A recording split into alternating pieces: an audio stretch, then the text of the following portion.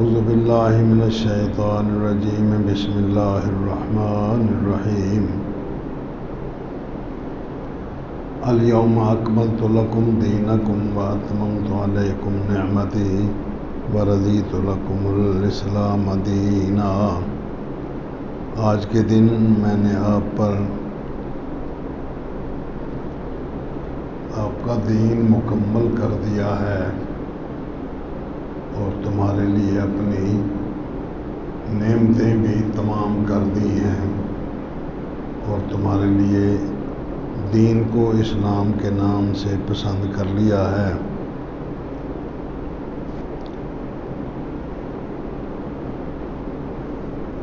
اس آیت مبارکہ میں اللہ تبارک و تعالیٰ نے دین کے مکمل ہونے کی اطلاع دی ہے، اور جو لوگ دیندار تھے ان کو اس آیت مبارکہ کے نازل ہونے سے بڑی خوشی ہوئی۔ اس کے اندر اللہ نے 3 چیزوں کا ذکر کیا ہے۔ ایک تو دین مکمل کر دیا۔ دین مکمل کرنے کا مطلب یہ ہے کہ اب دین کے اندر کوئی ایسی بات، کوئی ایسا حکم، مسلمانوں کی خیر خواہی اور بھلائی کا کوئی عمل باقی نہیں چھوڑا جس کا تذکرہ قرآن مجید یا حدیث رسول صلی اللہ علیہ وسلم نے نہ کیا۔ اسی بات کی مزید تشریح کرتے ہوئے نبی اکرم صلی اللہ علیہ وسلم نے ارشاد فرمایا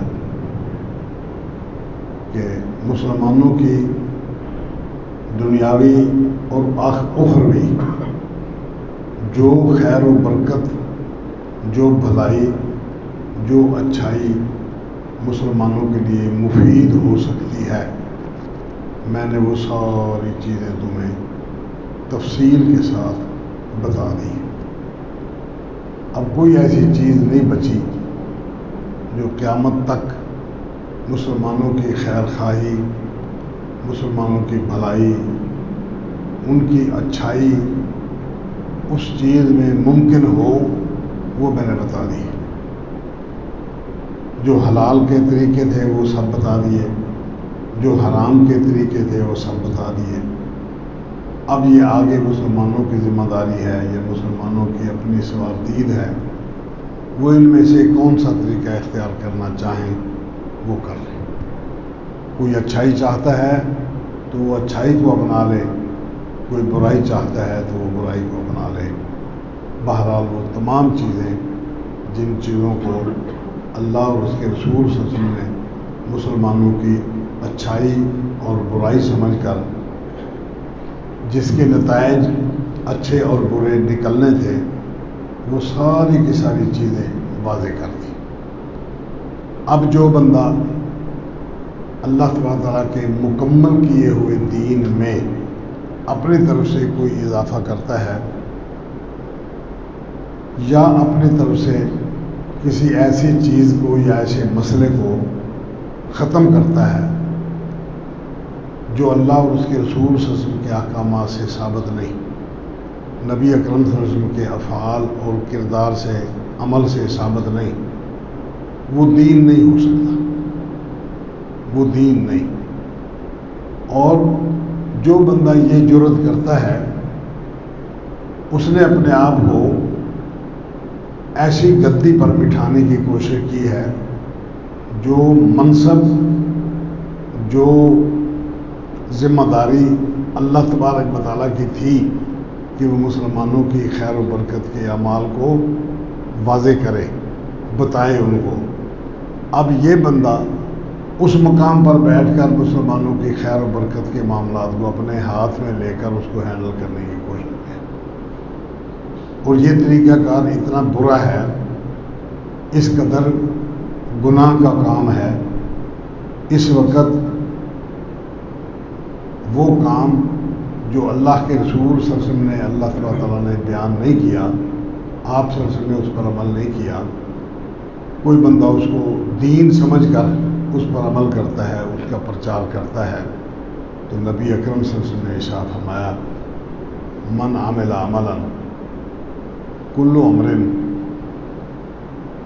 بعض روایت میں اور الفاظ بھی آئے ہیں مجموعی طور پر معنی یہی ہے کہ جس بندے نے ایسا عمل کیا جو عمل ہمارا حکم اس کے مطابق نہ تھا، ہمارا طریقہ زندگی نہ تھا، ہم نے اس عمل کی رہنمائی نہیں کی، وہ بندہ جب یہ عمل لے کر اللہ کے پاس جائے گا فہو رد، وہ عمل مردود ہے، اللہ تعالیٰ اس کو قبول نہیں فرمائے گا۔ خود نبی اکرم صلی اللہ علیہ وسلم نے بھی کوئی ایسا عمل قبول نہیں کیا جس کا آپ کو پتہ چلا ہو کہ کوئی بندہ اس کو بطور ثواب سمجھ کر کر رہا ہے، تو آپ کو پتہ چلا ہے تو آپ نے فوری طور پر اس کو رد کر دیا کہ یہ عمل ہمارے طریقے کے مطابق نہیں ہے۔ قیامت آئے گی، اللہ تعالیٰ کے رسول صلی اللہ علیہ وسلم پھر ایسے لوگوں سے برات کا اظہار کر دیں گے۔ حوض کوثر پر کھڑے ہیں، چند لوگ آئیں گے، مشبہ شکلیں، پوری سنت کے مطابق سارے معاملات، اور پھر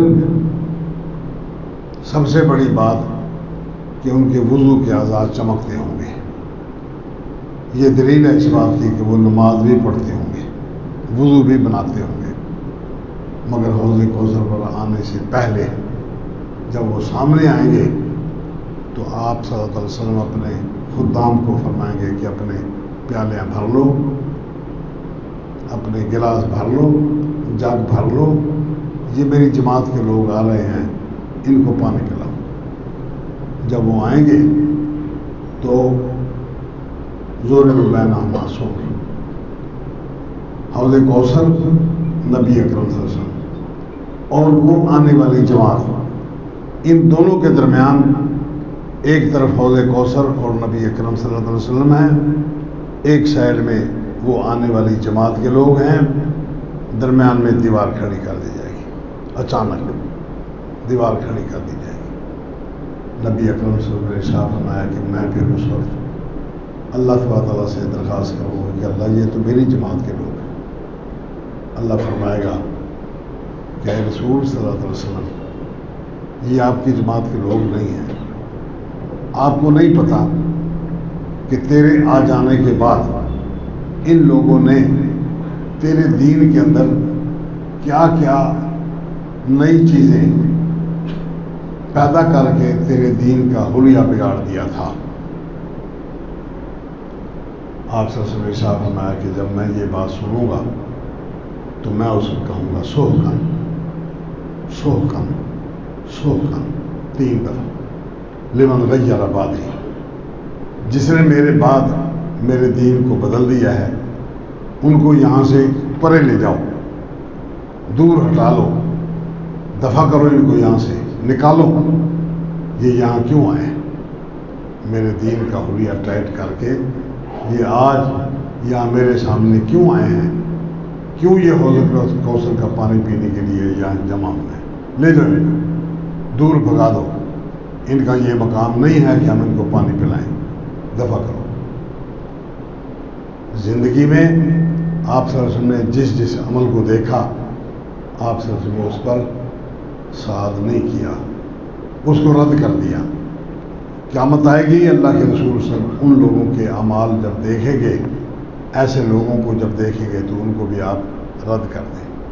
اسی وجہ سے اللہ تعالیٰ کے ہاں نبی اکرم صلی اللہ علیہ وسلم نے ارشاد فرمایا کہ وہ عمل جو میرا اس پر حکم نہیں ہے، میری طرف سے اس عمل کی اجازت نہیں ہے، فَهُوَ رَدٌّ، وہ مردود ہے، اللہ تعالیٰ کے ہاں اس کی قبولیت نہیں ہوگی۔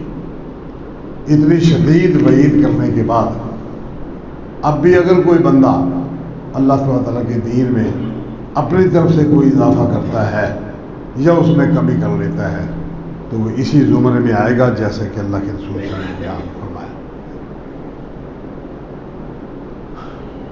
اس بات کے بعد ہم دیکھتے ہیں دنیا میں مسلمانوں کے اندر بے شمار قسم کے اپنی طرف سے گھڑے ہوئے مسائل، ان کو دین سمجھانے کے لیے لوگ بیان کرتے ہیں۔ آج کل موبائل کا دور ہے، نیٹ کا دور ہے، روزانہ کئی مسائل حدیث کا نام لے کر لوگ بیان کر دیتے ہیں، حالانکہ احادیث میں ایسے مسائل کا دور دور تک کوئی تذکرہ نہیں ہوتا، لیکن وہ یہ چیزیں بیان کر دیتے ہیں کہ حدیث میں آیا ہے۔ عام طور پر دیکھا گیا ہے، سنا گیا ہے کہ خاص طور پر جوہلا وہ کہتے ہیں اللہ کا فرمان یہ ہے، حالانکہ نہ اللہ تعالیٰ کا فرمان وہ ہوتا ہے، نہ اللہ کے رسول صلی اللہ علیہ وسلم کا فرمان وہ ہوتا ہے۔ آپ صلی اللہ علیہ وسلم نے اس سے بھی زیادہ ایک شدید وعید اور بیان فرمائی۔ آپ نے ارشاد فرمایا کہ جو بندہ مجھ پر جھوٹ بولے گا، نبی اکرم صلی اللہ علیہ وسلم نے ارشاد فرمایا کہ جو بندہ مجھ پر جھوٹ بولے گا، ایسی بات کہہ دی جو میں نے نہیں کہی، تو اس بندے کو چاہیے کہ وہ اپنا ٹھکانہ جہنم میں بنا لے۔ بس یہ آخری فیصلہ ہے۔ جو بندہ اللہ تعالیٰ کے رسول صلی اللہ علیہ وسلم کے بارے میں اپنی طرف سے حدیث گھڑ کے ثواب کی نیت سے اس کو پہنچا دیتا ہے لوگوں تک، وہ بات پہنچانے والا، کہنے والا، وہ اپنا ٹھکانہ جہنم میں بنا لے۔ فرمایا ایک بندے کے لیے یہ بات کافی ہے کہ وہ سنی سنائی بات آگے پہنچا دے۔ موبائل پر میسج آ جاتے ہیں، حدیث لکھی ہوئی ہوتی ہے، نہ بھیجنے والے کو پتہ ہے کہ یہ حدیث ہے، نہ آگے پڑھنے والے کو، وصول کرنے والے کو پتہ ہے کہ یہ حدیث ہے۔ وہ حدیث سمجھ کے اس کو آگے فٹ کر دیتا ہے، دوسرے تک پہنچ گئی، میڈیا میں پھیلا دی گئی، اسی طرح افراتفری آگے پہنچ گئی۔ آپ صلی اللہ علیہ وسلم نے فرمایا کہ یہ سارے کے سارے معاملات ایسے بندے کو چاہیے کہ وہ اپنی جگہ جہنم میں بنا لے، جو بندہ بغیر تحقیق کے۔ ایک اور روایت میں آپ نے فرمایا کہ ایک بندے کے جھوٹا ہونے کے لیے اتنی بات ہی کافی ہے کہ وہ سنی سنی بات آگے بھیج دے، اس کی تحقیق نہ کرے کہ یہ حقیقت ہے۔ یہ بڑا سخت معاملہ اور بڑا پریشان کرنے والا معاملہ ہے۔ اس لیے جن لوگوں کے پاس موبائل ہیں، اگر اس طرح کی کوئی بات سامنے آ جاتی ہے، آپ کو اگر پتہ ہے تو پھر تو ٹھیک ہے، اس کو آگے پہنچائیں۔ اگر پتہ نہیں، شک و شبے والی بات ہے، یقین نہیں ہے، تو اس بات کو آگے نہ پہنچائیں، اس کی تحقیق کر لیں۔ بندے کے جھوٹا ہونے کے لیے یہ بات کافی ہے کہ اس نے جھوٹی بات کو آگے منتقل کر دیا اور تحقیق نہیں کی۔ اسی ضمن میں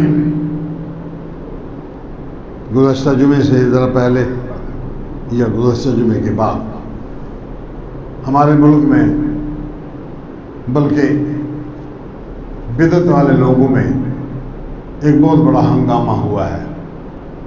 ہمارے وزیر اعظم صاحب نے بھی اپنی دینداری کا ثبوت دیتے ہوئے، جس طرح ہمارے ایک بہت بڑے ادارے کے سربراہ، اس نے اپنے اوپر سے یہ الزام ختم کرنے کے لیے کہ لوگ اس کو مرزائی کہتے ہیں، اس نے زبانی طور پر کوئی اقرار نہیں کیا، کوئی بیان نہیں دیا، یا جس طرح لوگوں نے الزام لگایا اسی نوعیت پر اس نے اپنے آپ کو مسلمان ثابت کرنے کی کوشش نہیں کی، بلکہ اس نے عید میلاد النبی کا اپنے گھر جلسہ کرا دیا۔ یہ اس بات کا اعتراف تھا کہ میں قادیانی نہیں ہوں۔ خیر، ہو گئی بات، فیصلہ تو اللہ تعالیٰ کرے گا۔ دنیا میں بہرحال اس نے اپنے آپ کو یہ ثبوت پیش کر دیا۔ اب کہنے والوں نے کہا کہ عذر گناہ بدتر گناہ، گناہ سے معذرت وہ اس سے بھی بڑی گمراہی ہو گئی۔ جس چیز کو بنیاد بنا کے اپنا اسلام پیش کیا گیا ہے، وہ سرے سے اسلام ہی نہیں ہے، سرے سے اس کا دین سے کوئی تعلق ہی نہیں ہے۔ نبی اکرم صلی اللہ علیہ وسلم نے اس کو بدعت کہا ہے، بے دال عین تا، بدعت۔ بدعت یہ ایک اصطلاحی لفظ ہے، لغوی طور پر اس کا معنی ہے بغیر دیکھے، بغیر تجربہ کیے، یا بغیر پہلے سے پلاننگ کے ایک چیز کا وجود پیدا کر دیا۔ قرآن مجید نے ایک مقام پر ذکر کیا بدیع السماوات والارض، اللہ تبارک تعالیٰ آسمانوں اور زمینوں کو بغیر پہلے سے کسی مثال کے اس نے وجود دے دیا ہے. پہلے سے کوئی مثال موجود نہ تھی، اللہ تبارک تعالیٰ بغیر کسی پہلے سے مثال کے اور بغیر کسی چیز کے پہلے سے وجود کے یا اس کی مثل پہلے سے موجود نہ تھی، اس نے اپنی طرف سے بغیر دیکھے، بغیر پہلے سے کسی چیز کی مثال موجود ہونے کے آسمان اور زمین اس نے بنا دیا. وہ بدیع ہے. قرآن مجید نے نبی اکرم صلی اللہ علیہ وسلم کے بارے میں بیان فرمایا کہ آپ ان کو کہہ دیں میں انبیاء علیہ السلام میں سے کوئی ایسی مثال نہیں ہوں کہ مجھ جیسے انبیاء پہلے نہ آ چکے ہوں، اور میں سارے انبیاء علیہ السلام سے الگ اپنی نبوت کا اعلان کر رہا ہوں. ایسی بات نہیں ہے. مجھ سے پہلے دنیا میں انبیاء علیہ السلام آئے، اور مجھ سے پہلے جتنے انبیاء آئے جو وہ تعلیم لے کر آئے وہی تعلیم میں لے کر آیا ہوں. جو ذمہ داریاں قوم کو امت کو سمجھانے کی ان کی تھی وہی چیز ذمہ داریاں میں لے کر آیا ہوں. البتہ فرق یہ ہے کہ وہ کسی قوم، کسی علاقے، کسی بستی وہ محدود طور پر نبی تھے. حتیٰ کہ حضرت موسیٰ علیہ السلام اور حضرت عیسیٰ علیہ السلام یہ بھی خالص ایک قوم، ایک برادری، ایک نسل بنی اسرائیل ان کے نبی تھے. میرا اور ان کا فرق یہ ہے کہ میں پوری کائنات میں ہر بندے کا نبی ہوں. وہ امت میں سے اس دور کے اندر کسی بھی نبی کا عقیدہ رکھتا ہو، اس کے عقیدے کو اس کو چھوڑ کر میرے عقیدے کے مطابق اس کو آنا پڑے گا، میرے اعمال کے مطابق اس کو آنا پڑے گا. میں انبیاء سے کوئی انوکھا نہیں ہوں کہ پہلے سے میری مثال موجود نہ ہو اور اب میں نئی ایک چیز پیش کر رہا ہوں. ایسا نہیں. اسی لیے بدعت کا لفظ جو شرعی طور پر جو اصطلاح مقرر کی گئی ہے وہ اس چیز کو، اس کام کو کہتے ہیں جس کام کا پہلے وجود نہ ہو، اب وہ نئے سرے سے اس کو وجود دیا گیا ہو. اور اس کے اندر شرط یہ ہے کہ جس چیز کا وجود دیا گیا ہے اس کو دین سمجھ کر، ثواب سمجھ کر اس پر عمل کیا جائے.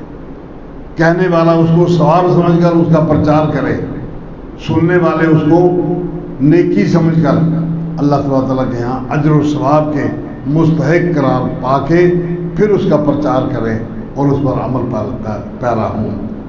جب تک یہ چیز ثواب کی نیت سے نہیں کی جائے گی اس وقت وہ شرعی طور پر بدعت نہیں قرار پائے گی. مثلا دیکھیں لوگ بہت سارے اعتراض کرتے ہیں کہ جی اذان سپیکر پہ کہنا یہ بدعت ہے.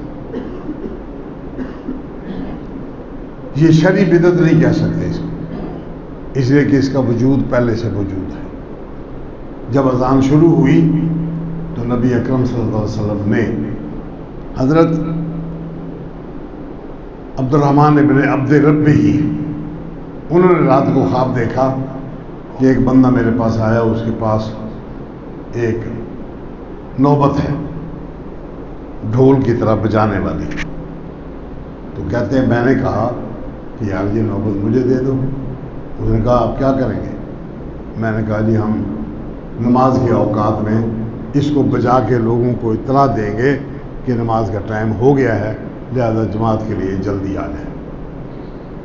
تو اس بندے نے کہا کہ آپ نے یہ نوبت ہی ضرور بجانی ہے، میں آپ کو اس سے ایک بہتر چیز بتا دیتا ہوں. میں نے کہا چلو بتا دو. اس نے مجھے اذان کہہ کے پڑھ کے اذان مجھے سنائی. تو اللہ کے رسول اس نے یہ کلمات کہے. یہ نبی صلی اللہ علیہ وسلم کی خدمت میں آ کے اس بندے نے اللہ کے رسول کا صحابی تھا. اللہ اکبر. آپ صلی اللہ علیہ وسلم نے یہ سنا، فرمایا دل کا رویا حق پر، یہ رکھ، یہ خواب جو ہے یہ سچا خواب ہے. آپ ایسا کریں کہ بلال کو بلاؤ، ہوا اندھا من کا صوتاً، اس کی آواز تجھ سے زیادہ اونچی ہے، زیادہ اونچی ہے. اس کو بلاؤ، ساتھ کھڑے ہو جاؤ. جس ترتیب سے کلمات خواب میں دیکھے ہوئے بندے نے ادا کیے تھے، اسی طرح تو پہلے کلمہ ادا کر دیا کر. بلال تیرے بتائے ہوئے کلمے کو اونچی آواز میں دہرا دے گا تاکہ دور تک آواز جا سکے. نبی اکرم صلی اللہ علیہ وسلم کا منشا اسے کیا تھا؟ آواز کو دور تک پہنچانا. اب جو سپیکر شروع کیا گیا ہے وہ حضرت بلال رضی اللہ تعالیٰ عنہ کے بارے میں نبی اکرم صلی اللہ علیہ وسلم کا جو نظریہ تھا، اسی نظریے کو مزید آگے پہنچانے کے لیے کہ حضرت عبد الرحمن ابن عبد ربہ ہی ان کے مقابلے میں بلال کی آواز زیادہ اونچی تھی. اب عام حالات میں اذان کہنے کے مقابلے میں سپیکر کو استعمال کر کے آواز کو دور تک پہنچایا جا سکتا ہے، اس لیے یہ شرعی طور پر بدعت نہیں کہہ سکتے. دوسری بات، ہم سپیکر کو اس لیے استعمال نہیں کرتے کہ اس سے ثواب زیادہ ہوتا ہے اور زبانی طور پر اذان کہنے سے ثواب کم ہوتا ہے. یہ نہیں ہے، وہ جائز ہے اور زبانی طور پر اذان کہنا جائز نہیں ہے، یہ بات نہیں ہے. بندہ اپنی زبان سے بلند آواز کے ساتھ، جتنی کسی کے پاس ہمت ہے، وہ اگر زبانی اذان دے دیتا ہے تو وہی طریقہ ہے جو حضرت بلال رضی اللہ تعالیٰ عنہ کا تھا. اگر اس سے زیادہ قوت کے ساتھ کوئی بندہ اذان دے دیتا ہے، آواز دور پہنچ جاتی ہے، تو وہی طریقہ ہے جو حضرت عبد الرحمن بن عبد ربہ ہی اور حضرت بلال رضی اللہ تعالیٰ عنہ کی اذان میں فرق تھا. نہ اس کو بدعت کے زمرے میں شمار کیا جا سکتا ہے، اس لیے کہ بدعت اس نئے کام کو کہتے ہیں جو ثواب کی نیت سے کیا جائے. اذان بغیر سپیکر کے بھی ثواب ہے، سپیکر کے ساتھ بھی ثواب ہے. اذان سپیکر کے ساتھ جماعت کرانے پر موقوف نہیں ہے کہ جب تک سپیکر میں اذان نہیں ہوگی جماعت نہیں ہوگی، یہ مطلب نہیں. وقت پہ اذان ہو نہ ہو، وقت پہ مسلمان پر نماز پڑھنا فرض ہے. دو بندے مل جائیں تو جماعت کرا لیں، نہیں تو اکیلے پڑھ لیں. حتیٰ کہ نبی اکرم صلی اللہ علیہ وسلم نے اذان ہو جانے سے پہلے بھی نماز پڑھنا فرض قرار دیا ہے، اس لیے کہ قرآن مجید کہتا ہے ان الصلاۃ کانت علی المؤمنین کتابا موقوتا، کہ نماز مومنوں پر وقت مقرر کے ساتھ فرض کی گئی ہے، اس وقت سے آگے پیچھے نہیں کیا جا سکتا. اس لیے اذان اگر نہیں بھی تو ایک مسلمان کو نماز پڑھنا فرض ہے. حضرت ابو ذر رضی اللہ تعالیٰ عنہ کو فرمایا کہ ابو ذر تو اس وقت کیا کرے گا جب ائمہ نماز پڑھانے میں دیر کرے گے؟ عرض کیا یا رسول اللہ مجھے تو پتہ نہیں، میں اس وقت کیا کروں، جس طرح آپ فرمائیں گے میں اسی طرح کر لوں. اب میں تو لوگوں کی جماعت کا انتظار نہ کیا کر، تو لوگوں کی جماعت کا انتظار نہ کیا کر. وقت ہو جائے اول وقت تو اپنے گھر پڑھ لیا کر، مسجد میں جانے کی بھی ضرورت نہیں، گھر پڑھ لیا کر. اس لیے کہ اہمیت جو ہے وہ جماعت کے مقابلہ میں جب ٹائم کی اہمیت کا مقابلہ کیا جائے گا تو ٹائم کی اہمیت زیادہ ہے، جماعت کی اہمیت وقت کے مقابلہ میں کم ہے. حالانکہ جماعت کے ساتھ نماز پڑھنے سے 25 یا 27 نمازوں کا ثواب ملتا ہے. اب 25 اور 27 کے مقابلے میں اگر بندہ وقت پہ پڑھ لیتا ہے تو اس کو اس سے بھی زیادہ ثواب ہے. نبی صلی اللہ علیہ وسلم حکم ارشاد فرمایا. اب جو بندہ نماز کو تاخیر کرتا ہے، جماعت ہی تاخیر سے ہوتی ہے، تو اذان پہلے جلدی کیسی ہو جائے گی؟ اذان ہوئی نہیں، وقت ہو گیا ہے. ابو ذر کو فرمایا تو نماز اپنے گھر پہ پڑھ لیا. اب یہاں اذان ہی نہیں ہے سرے سے، لیکن نماز پڑھی جا رہی ہے. تو اس لیے ہم اس کو بدعت کے زمرے میں شامل نہیں کر سکتے. کیوں کہ آپ صلی اللہ علیہ وسلم نے جو مقصد اس وقت بلال رضی اللہ تعالیٰ عنہ کو منتخب کر کے فرمایا تھا وہ مقصد سپیکر کے ساتھ بدرجہ اتم حاصل ہو جاتا ہے. اس لیے یہ بدعت نہیں ہے. بدعت وہ ہے کہ نبی اکرم صلی اللہ علیہ وسلم کے دور گرامی قدر میں ایک کام ایک عمل کے تقاضے موجود تھے، حالات تقاضا کرتے تھے کہ یہ کام اس طرح ہونا چاہیے، مگر نبی اکرم صلی اللہ علیہ وسلم نے وقت کے تقاضوں کو مد نظر رکھتے ہوئے خود وہ کام نہیں کیا، صحابہ نے وہ کام نہیں کیا. آج کوئی بندہ اس کو دین سمجھ کر وہ کام کرنا شروع کر دے، یہ بدعت. اور جو بدعتی آدمی ہے اس کا دین میں کوئی حصہ نہیں. آپ نے ارشاد فرمایا کہ جب ایک بندے میں، ایک جماعت میں، ایک مقام پر چند لوگوں میں ایک بدعت سر اٹھا لیتی ہے تو جہاں بدعت آ جاتی ہے وہاں سے ایک سنت چلی جاتی ہے. بدعت آتی ہے تو اس سے پہلے سنت ختم ہو جاتی ہے، تبھی تو بدعت شروع ہوئی. اگر سنت کے مطابق عمل کر دیا جائے تو بدعت کی ضرورت ہی نہیں ہے. بدعت ہوتی وہاں ہے جہاں سنت ختم ہوتی ہے. اسی ضمن میں براہ راست ہمارے ملک میں بطور خاص ہندوستان، ترکی وغیرہ وغیرہ کچھ اور ممالک جہاں پر مقلدین خاص طور پر رہتے ہیں، اس انداز کے مقلدین کے وہ امام کی بات ہی کو ترجیح دیتے ہیں. ان کی جماعتوں میں اور ان کے علاقوں میں دیکھا دیکھی ایک عمل شروع ہو گیا. اس عمل کی ابتدا اگرچہ نبی اکرم صلی اللہ علیہ وسلم کی وفات کے 600 سال بعد پیدا ہوئی. اس کی ابتدا 600 سال بعد پیدا ہوئی. اب 6 صدیوں تک جو مسلمان تھے اور وہ یہ عمل نہیں کرتے تھے، کیا وہ مسلمان تھے یا نہیں تھے؟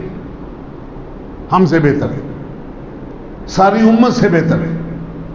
نبی اکرم ان کے حیات مبارکہ میں اللہ کے رسول صلی اللہ علیہ وسلم محبت کرنے کے تقاضے موجود تھے. آپ نے خود ارشاد فرمایا، عمر مجھ سے تجھے کتنی محبت ہے؟ عرض کیا یا رسول اللہ ساری دنیا سے زیادہ محبت. آپ نے ارشاد فرمایا کہ مجھ سے تیری محبت تیری اپنی ذات سے بھی زیادہ ہے. کہنے لگا نہیں جی، مجھے آپ سے محبت ہے، ساری دنیا سے مقابلتاً زیادہ محبت. لیکن اگر ایک طرف میری ذات کا مسئلہ ہو اور ایک طرف آپ کے ساتھ محبت کا مسئلہ ہو تو میں اپنی ذات کو ترجیح دوں گا آپ کے مقابلہ میں. آپ نے فرمایا عمر ابھی تک تو اپنے ایمان کے اس معیار پر نہیں پہنچا جس معیار پر اللہ تعالیٰ کو تیرا ایمان مطلوب ہے. فوری طور پر کہنے لگے یا رسول اللہ اب اس لمحے کے بعد مجھے آپ سے محبت میری اپنی جان سے بھی زیادہ ہو گئی ہے.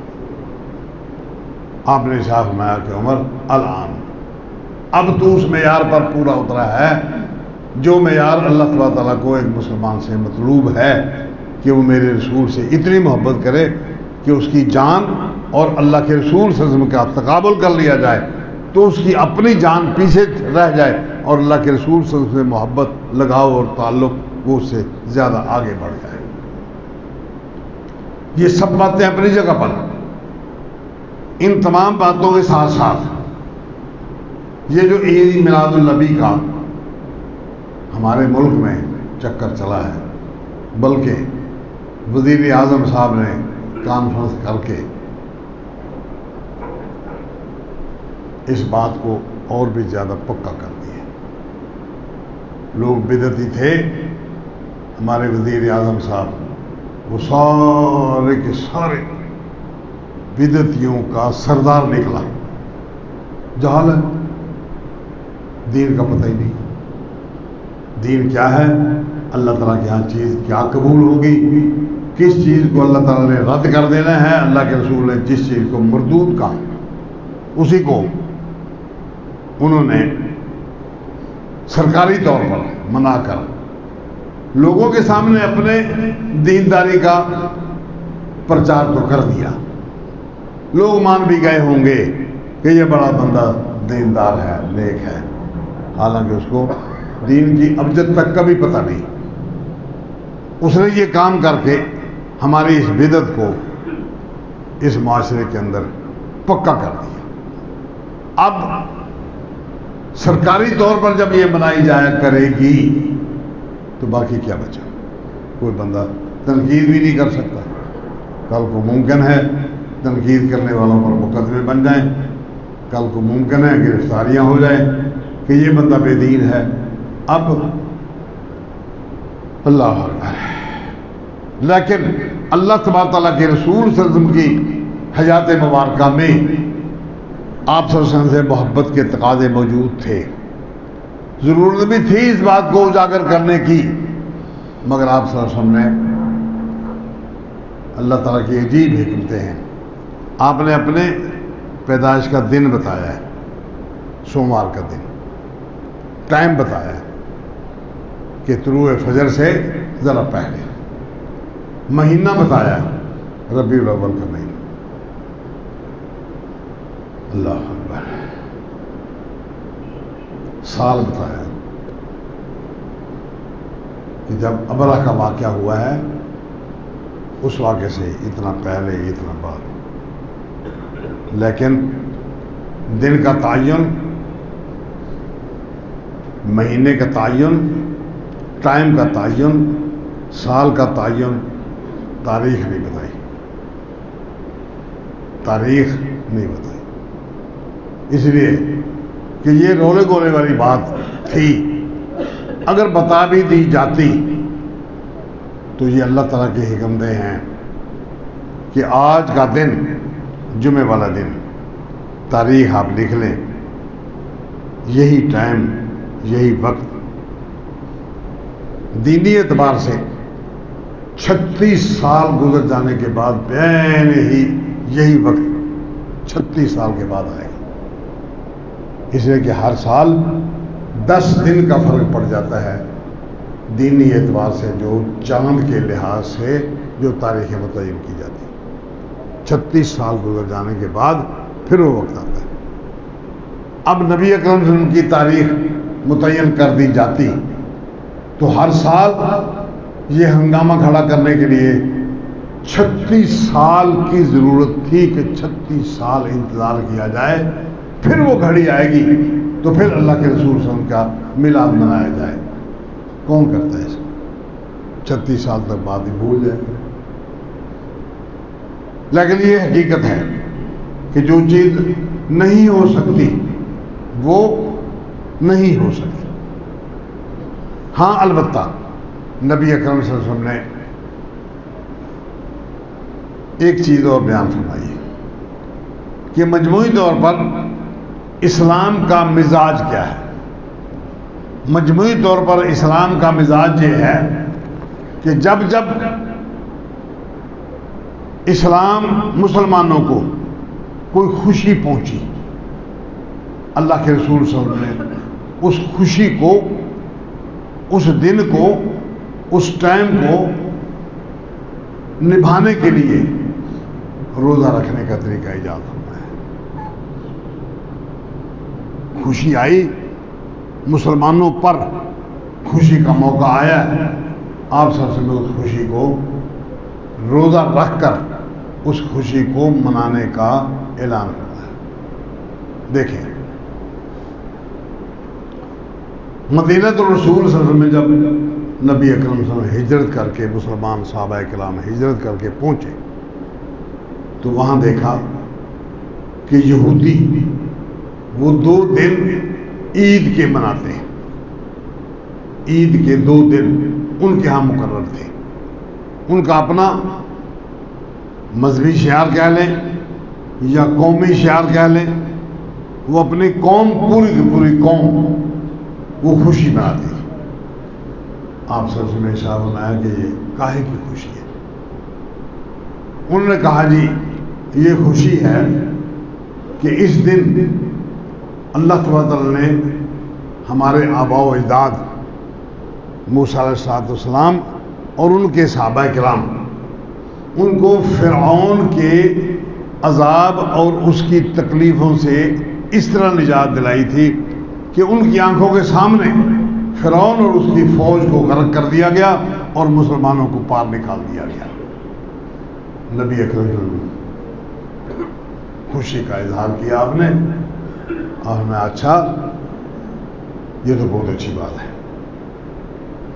لیکن چونکہ آپ صلی اللہ علیہ وسلم خود نبی تھے، اللہ کی طرف سے مقرر کردہ نبی تھے، وحی نازل ہوتی تھی۔ ارشاد فرمایا کہ موسیٰ علیہ السلام تو میرے مسلک کے بندے تھے، جس طرح مجھ پر اللہ نے وحی کی اس طرح موسیٰ علیہ السلام پر وحی کی، جس طرح مجھ پر اللہ نے کتاب نازل فرمائی اس طرح موسیٰ علیہ السلام پر بھی کتاب نازل فرمائی۔ جو موسیٰ علیہ السلام کا اس کتاب کے اندر مضمون تھا وہی مضمون میرا ہے۔ توحید انہوں نے بھی لوگوں کو سکھائی، توحید ہی میری کتاب سکھاتی ہے، میں ہی توحید کا پرچار کرتا ہوں۔ موسیٰ علیہ السلام جس طریقے پر ان کو نبوت ملی وہی طریقہ مجھے نبوت کا ملنے کا ہو گیا۔ اب موسیٰ علیہ السلام کی خوشیوں میں شامل ہونا میں اس کا زیادہ حقدار ہوں کہ موسیٰ علیہ السلام میرے بھائی تھے، موسیٰ علیہ السلام میرے طریقہ کار پر تھے، یا میں موسیٰ علیہ السلام کے طریقہ کار پر ہوں۔ وہی توحید جو موسیٰ علیہ السلام پھیلائے تھے وہی توحید میں پھیلا رہا ہوں، وہی کتاب جو اللہ کی طرف سے آئی تھی جو مضامین اس کے اندر تھے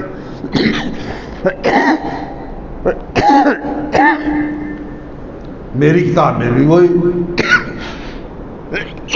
مضامین موجود ہیں۔ موسیٰ علیہ السلام کی نجات کی خوشی اس میں سب سے زیادہ میرا حق ہے کہ میں اس میں شامل ہوں، لیکن اس کا طریقہ کیا ہے؟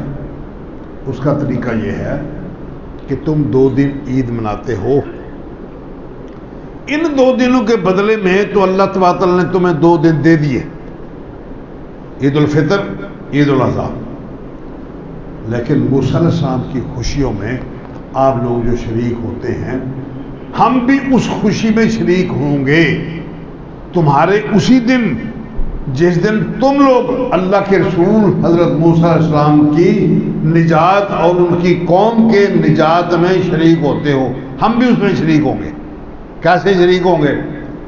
تم بھنگڑا ڈالتے ہو، عید مناتے ہو، قومی لوگ تمہارے سب عید مناتے ہیں، ہم اس خوشی میں شامل ہوں گے روزہ رکھ کے،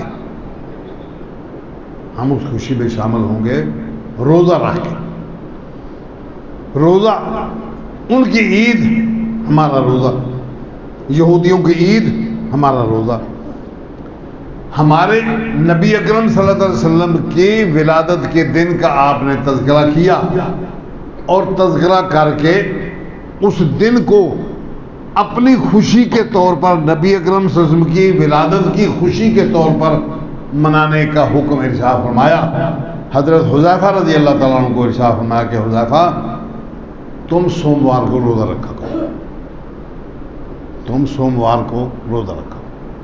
کیوں روزہ رکھا کرو؟ کہ میں سوموار کو پیدا ہوا ہوں، اس لیے ہر ہفتے جب سوموار کا دن آئے تو تم روزہ رکھا کرو۔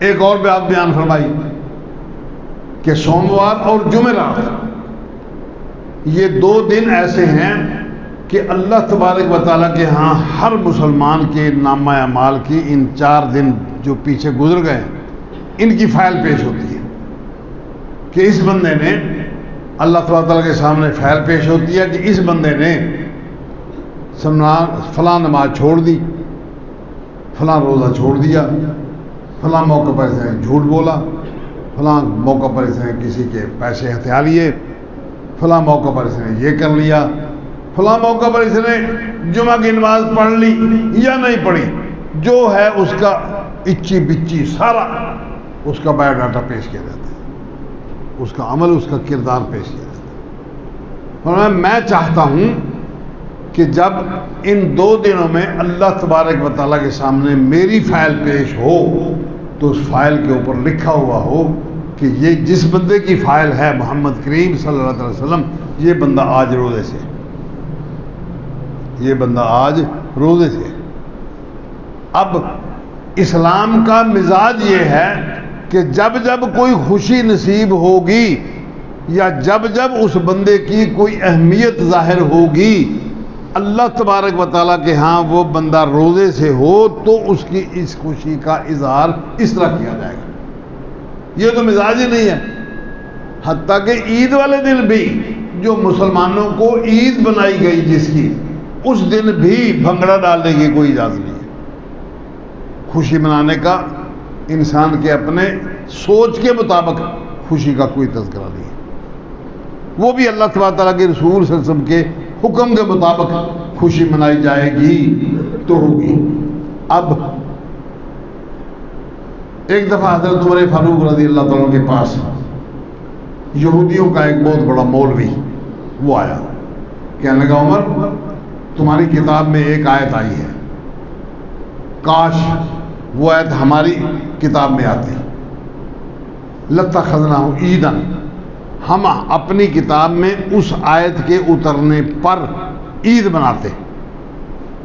حضرت عمر نے فرمایا کون سی آیت؟ ارشاد فرمایا وہ بندہ کہنے لگا کہ جی آیت الیوم اکملت لکم دینکم، آج میں نے تمہارا دین مکمل کر دیا، واتممت علیکم نعمتی، میں نے اپنی نعمت اپنے انعامات وہ تمہارے اوپر تمام کر دیے، اب تمہیں بطور نعمت کے دینے کا کچھ بھی باقی نہیں بچا، ساری کی ساری نعمتیں، سارے کے سارے احسانات، میرے انعامات، میری نعمتیں ساری کی ساری وہ آج مکمل ہو، اور تمہارے لیے دین کو اسلام کے نام سے میں نے پسند کر دیا۔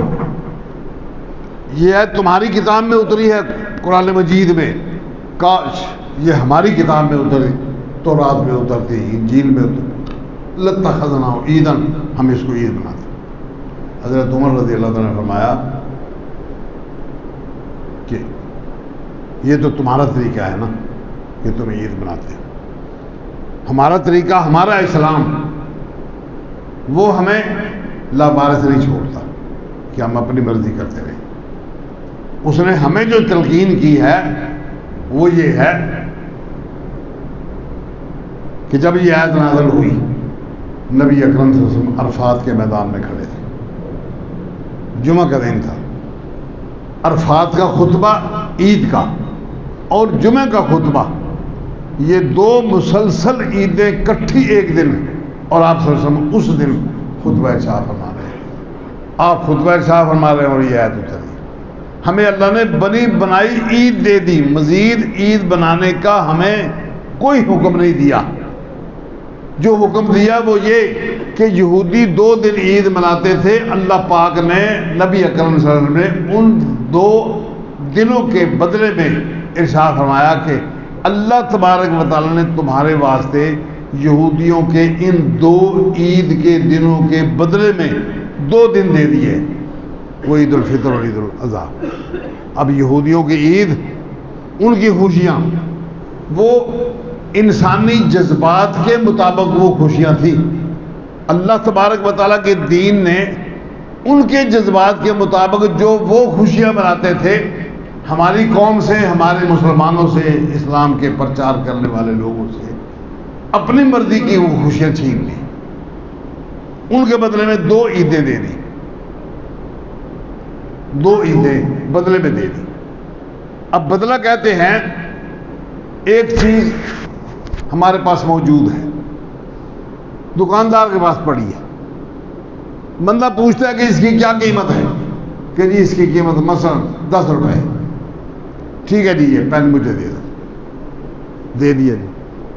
اب چاہیے تھا کہ یہ 10 روپے اس پین کے مقابلے میں، تقابل میں اس کا بدلہ ہے، جس نے پین لے لیا اس کو چاہیے تھا کہ وہ اپنی جیب سے پیسے نکالتا، دکاندار کو دے دیتا، پین اپنا قابو کر لیتا۔ یہ تبادلہ ہے، ابدلکم اللہ، اللہ نے بدل دیا ہے ان 2 عیدوں کے بدلے میں یہ 2 عیدیں۔ پین کو 10 روپے کے بدلے میں لے لیا اور 10 روپے پین کے بدلے میں دے دیے، اب ان دونوں سودا کرنے والوں میں سے کوئی ایک بندہ، دکاندار یا چیز لینے والا، وہ اس چیز کو بھی اپنے پاس رکھ لے اور 10 روپے بھی اپنے پاس رکھ لے، یہ دنیا جہان کا کبھی بھی انصاف کا کبھی بھی یہ تقاضا نہیں رہا۔ اس کو چاہیے کہ جو چیز اس کے مقابلے میں آپ نے لے لی ہے وہ اس کو واپس دے، اس کا بدلہ اس کو دے دے۔ جب اللہ پاک نے بدلہ دے دیا اور تبادلہ کر لیا، اب تبادلہ کہتے ہیں بدلے میں دی گئی چیز، جب بدلے میں چیز لے لی تو جس چیز کے بدلے میں آپ نے وصول کر لیا ہے کوئی چیز، وہ آپ اپنے پاس نہیں رکھ سکتے۔ پہلے نمبر پر یہ یہودیوں کا طریقہ کہ جب ان کے پاس کوئی خوشی کی خبر آتی ہے، کوئی خوشی کی بات آتی ہے تو اس کو عید بناتے ہیں۔ اب یہاں بھی اس نے یہی شوشہ چھوڑا کہ ہم تو لتخذنہ عید۔ امام بخاری رحمہ اللہ نے صحیح بخاری میں یہ روایت نقل فرمائی، حضرت عمر رضی اللہ تعالیٰ نے فرمایا کہ یہ عید بنانا ہمارا طریقہ نہیں۔ اللہ تعالیٰ نے اس کے بدلے میں، اللہ کے رسول صلی اللہ علیہ وسلم نے اس کے بدلے میں جو تم 2 عیدیں مناتے ہو اس کے بدلے میں ہمیں تبادلے میں 2 عیدیں دے دی ہیں۔ اب جب تبادلے میں 2 عیدیں آ گئیں تو یہودیوں کے ہاں خوشی کے نتیجے میں عید منانا ان کا طریقہ کار تھا۔ اب جو بندہ اس طریقہ کار کو اپنائے، اپنی طرف سے خود عید بنانا شروع کر دے تو یہ عید اس کے بدلے میں نہ ہوئی، بدلہ تو دیا ہی نہیں، بدلہ تو قبول کیا ہی نہیں۔ وہ عید یہودیوں کا طریقہ کار تھا، مسلمانوں کا طریقہ کار تھا کہ عید کے بدلے میں وہ خوشی جو منائیں اس کے بدلے میں اللہ نے 2 عیدیں مقرر کر دی، تبادلہ ہو گیا۔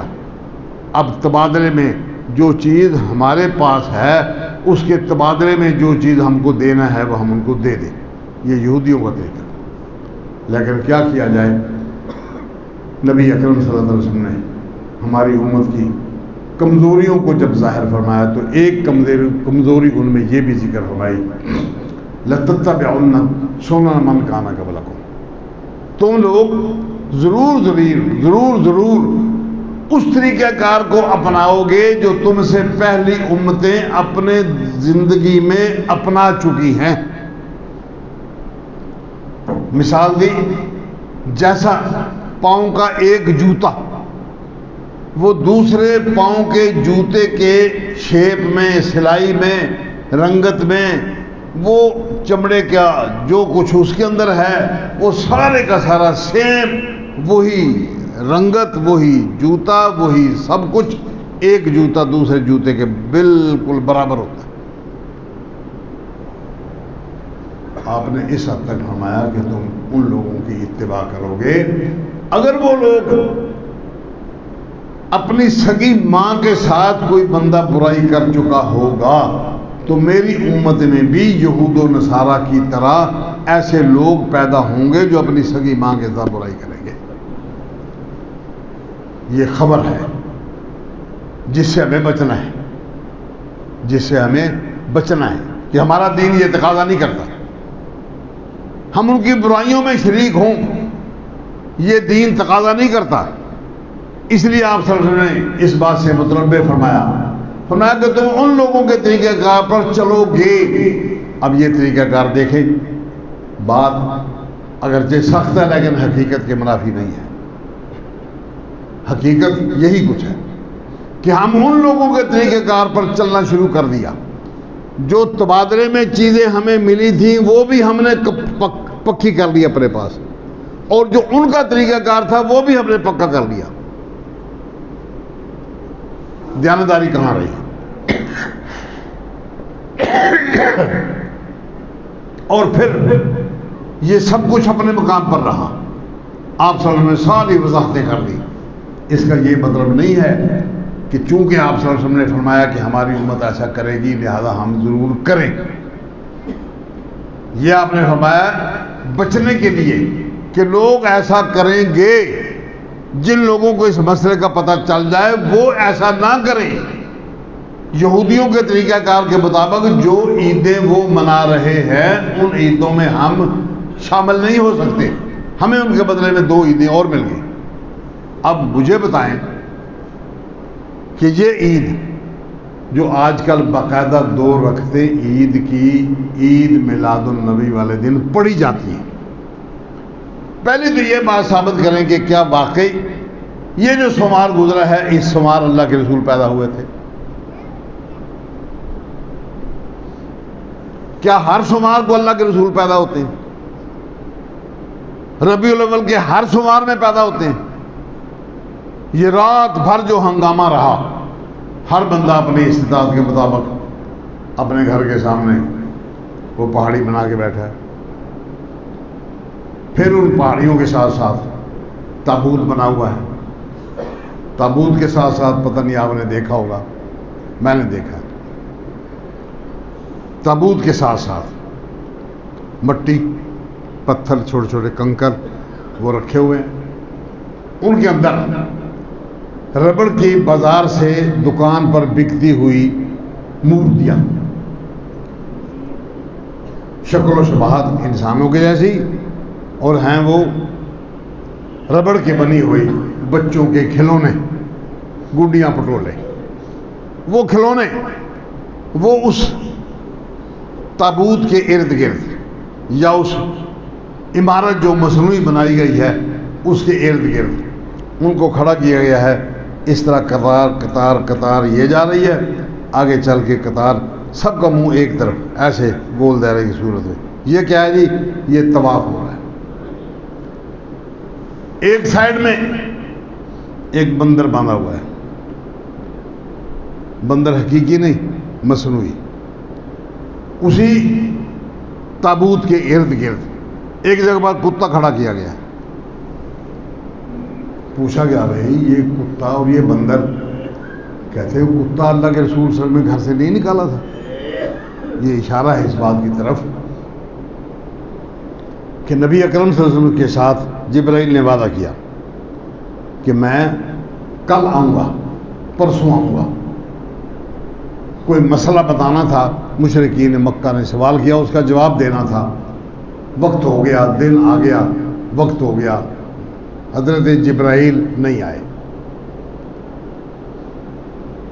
لوگ اکٹھے ہو کے آ گئے کہ جی ہمیں مسئلہ بتاؤ، آپ نے ابھی تک جبرائیل نہیں آئے، انہوں نے شور شرابہ کرنا شروع کر دیا، نبی صلی اللہ علیہ وسلم نے وعدہ کیا تھا، آپ بڑے گھبرائے، بڑے پریشان،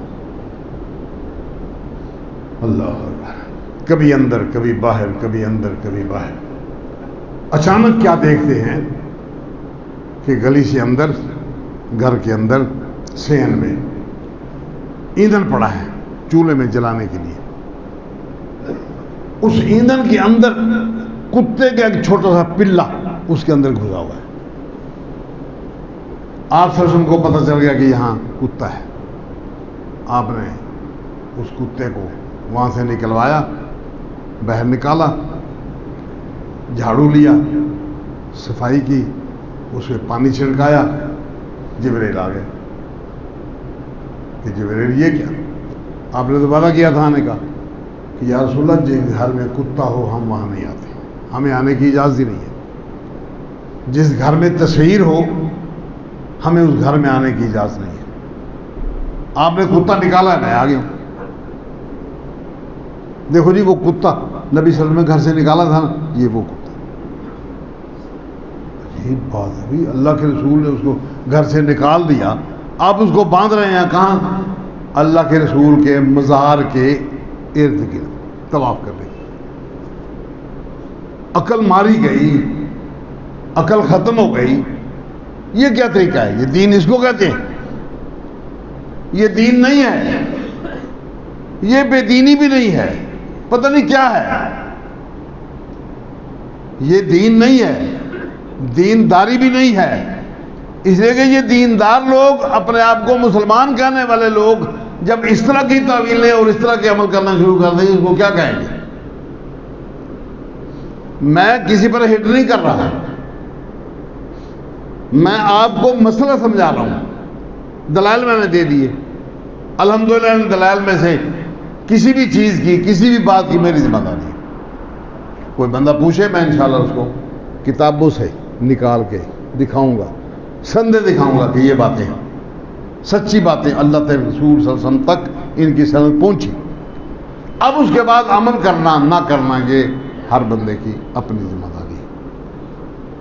وہ اپنے عمل کو اللہ تعالیٰ کے ہاں غیر مقبول کرانا چاہتا ہے تو کرائے. وہ اپنے عمل کو اللہ تبارک تعالیٰ کے رسول صلی اللہ علیہ وسلم سے دھتکار حاصل کرنا چاہتا ہے تو کرے.